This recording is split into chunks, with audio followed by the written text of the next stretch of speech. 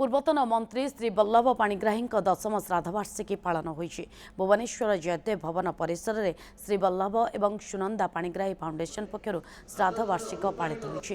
एही अवसर में ओडिशा प्रति श्री वल्लभ पाणिग्राही अवदान विशेषकर संबलपुर विकास क्षेत्र में तांको अवदान को प्रशंसा करा जायतिला। ओडिशा राजनीति में श्री वल्लभ जने स्थितवान राजनीतिज्ञ थिले। रेलवे क्षेत्र में तांकर अवदान अतुलनीय।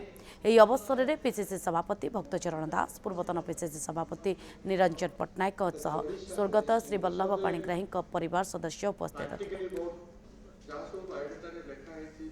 ଲଢ଼େଇ କରିଥିଲେ ଆଣ୍ଡ ତାଙ୍କର ବହୁତ ଅବଦାନ ଅଛି ଆଣ୍ଡ ତାଙ୍କର ଗୋଟେ ଫିଲୋସଫି ହେଉଛି ସେଇଟା ନେଇକିନା ସେ ଶ୍ରୀ ଅରବିନ୍ଦଙ୍କ ଯେଉଁ ସ୍କୁଲଟା ସେଇଟା ବି ତାଙ୍କେ ସମ୍ବଲପୁର ଫେମସ୍ କରିଥିଲେ। ତାଙ୍କର ଅବଦାନ ରହିଲା ସମ୍ବଲପୁର ଡିଭିଜନ କରିବାଟା, ସେ ରେଲ ଲାଇନ୍ କରିବାଟା, ଓଭରବ୍ରିଜ୍ କରିବାଟା, बहुत किसी अच्छी एंड निहाती भावे गोटे सरल लोक थे, हम्बल लोक थे एंड से बहुत ज्ञानी लोक भी थे एंड एमतीका लोक पार्लियामेंट जावा बहुत आवश्यकता अच्छी एंड मु चाहूँगी कि ताके जो जो कार्य कर गोटे लेखक बाहरी किना लोकलोचन आने बहुत आवश्यकता अच्छी। पिला दिनू राजनीति सहित संपृक्त एवं राजनीति क्षेत्र में तांकर अवदान अविस्मरणीय।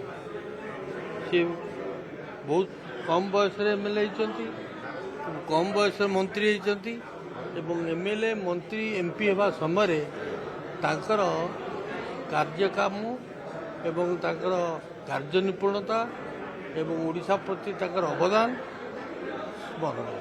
जन धैर्यवान व्यक्तित्व थे से केवे भूली पार राजनीति रे तांकर भलिया धैर्य रखिबार बहुत विरल आजिकाली जुगरे। तेणु से सब जिनिस शिखा कथा आम शिखीचु तेणु तांको आज दिन में श्रद्धांजलि अर्पित करी आम समस्ते तांको स्मरण करवा उचित एवं तांकरी मार्गरे निज जीवन रे किसी अनुभूति को आम निज जीवन में नबार आवश्यकता मु अनुभव कर।